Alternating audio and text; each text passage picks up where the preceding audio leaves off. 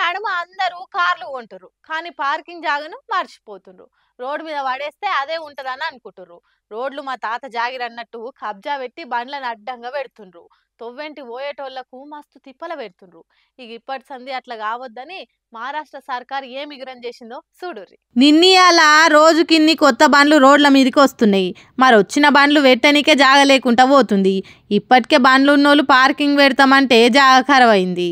గిట్లనే ఉంటే రాబోయే రోజులలో ఇబ్బందులు తప్పాయని ఆలోచన చేసిన మహారాష్ట్ర సర్కారు పార్కింగ్ జాగ ఉన్నదని చూయిస్తేనే కార్లు అమ్మాలి అని రూల్ తెచ్చింది. మా ఇంటి తాన పార్కింగ్ జాగ ఉందని గవర్నమెంట్ ఆఫీసర్ సర్టిఫైడ్ చేసిన కాగితం చూపిస్తేనే వాళ్ళకి బండి అమ్మాలన్నట. ముంబై, పూణే అసొంటి జనాభా ఎక్కువ సిటీలల్లా ట్రాఫిక్ సమస్య రోజుకింత మస్తు పెరుగుతుందని అందుకోసం ఈ రూల్ తెచ్చినామంటుంది సర్కారు. అపార్ట్మెంట్లలో ఉండేటోళ్లకు పార్కింగ్ జాగలు లేక రోడ్ల మీదనే పెట్టిపోతుంటారు. దీంతో రోడ్లు బ్లాక్ అయ్యి వచ్చిపోయేటోళ్లకు తక్లీఫ్ అవుతుంది. కమ్సే కమ్ అంబులెన్సులు, ఫైర్ ఇంజన్ బండ్లు పోయేతందుకు కూడా ఈలు పడతలేదు. అందుకే పార్కింగ్ ప్లేస్ ఉన్నోళ్లకే కార్లను అమ్మాలి అని రూల్ తెచ్చినామని మహారాష్ట్ర సీఎం చెప్తుండు.